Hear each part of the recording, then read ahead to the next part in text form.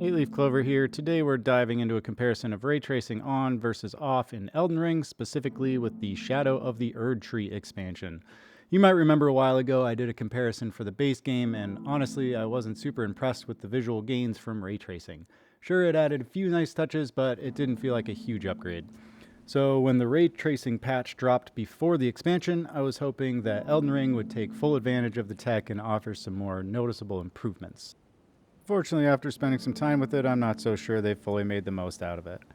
As we've seen with other games, ray tracing can have a huge impact on visuals. Shadows, reflections, ambient occlusion, and global illumination can all make the world feel much more lifelike. But it's up to the developers to decide which effects to implement. And in Elden Ring's case, it seems like they primarily use ray-traced shadows and ambient occlusion. So in this video, we'll be looking at how these two elements affect the visuals and whether it's worth turning ray tracing on, especially with the Shadow of Erdtree expansion. Let's see if it really makes a difference. Here's a good clip that shows an obvious improvement where they actually add shadows underneath objects, making them feel much more grounded and less like they're floating in the air. These extra shadows and ambient occlusion might be subtle, but they still make a pretty big difference in how the game looks. With ray tracing off, the lighting feels a lot more flat, and the shadows in darker areas aren't as deep. Light tends to spill in these spaces where it shouldn't, like on the character's face here. However, you can't typically get this close to a character in the game anyway, so it doesn't matter that much. With ray tracing on, the shadows become much more fluid and responsive to the distance between the object and the surface it's casting onto. For example, with trees, the closer you are to the tree, the sharper and more defined the shadow will be.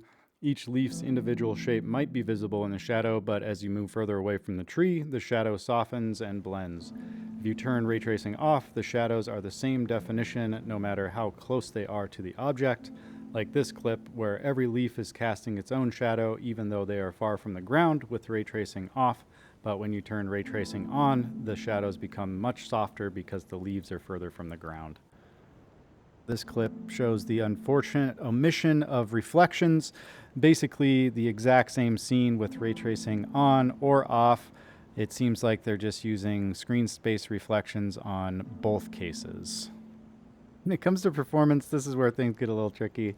Ray tracing is extremely demanding in this game, even though it doesn't even use all the effects that ray tracing can offer. With an RTX 4090, I still struggled to maintain 60 frames per second at 4K with ray tracing enabled.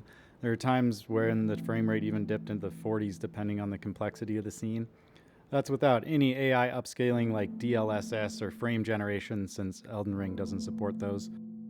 So unless you're running a super high-end computer, it's really tough to get a consistent, smooth experience with ray tracing on. If we had reflections or global illumination, I'd probably be more on board and would likely keep ray tracing turned on. Those additional effects might make the performance hit worthwhile, but I can also imagine that the performance would be even worse with those applied. So for most people, especially those with a mid-tier GPU or lower, I think ray tracing will be a pretty significant bottleneck, and personally I don't think it's worth keeping on in this game. So what do I think about ray tracing in Elden Ring? It definitely adds some nice touches, but I'm not convinced it's a game changer. The improvements to shadows and ambient occlusion are noticeable, but they're not the kind of leap in visual fidelity that would make you stop and admire the environment. It's more of a subtle enhancement, something you may not even notice right away. Gives the world a little bit more depth, a little bit more realism, but it's certainly not a revolutionary application of the technology. I can understand why 70% of the comments on my last video are WTF, it just makes the game darker, because really all it's doing is adding shadows and ambient occlusion to areas and essentially making them darker. I really wish they would have used some of the more advanced ray tracing features we've seen in some other games like Cyberpunk 2077. Not quite path tracing, but something a little beyond what they have here. Ray traced reflections and global illumination would have went a long way.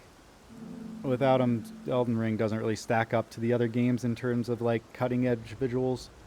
Even the shadow improvements in this game don't add any new shadows, they just enhance the ones that are already there. If they added more shadows from things like torches or additional light sources, then ray tracing could have been way more beneficial and way more worth it. All in all, I'm likely just a little spoiled coming off games like Cyberpunk and Indiana Jones. You can't expect every game to live up to that kind of lighting. Even as good as those games look, there's still some visual issues like ghosting that make the experience not quite as good as it could be. I know a lot of people would turn off path tracing in Cyberpunk just to get rid of the artifacting. I just know that I've been a sucker for lighting in video games since I learned what cell shading was in Zelda the Wind Waker. I used to spend, and still do, hours modding Skyrim to get even a little bit more immersive light. There were times that only 4 lights could be casting shadows at a time in that game, and I remember the feeling of downloading mods that allowed more lights to have dynamic lighting. I've dreamed of real-time ray tracing since 2011, I just didn't know what it was called. Now, with AI frame generation in particular, it's exciting to see more studios working with ray tracing, especially with the 5090 just having been announced with even higher AI performance with DLSS 4. There's some interesting implications in how much they are relying on AI to generate your games. That's something for a different video.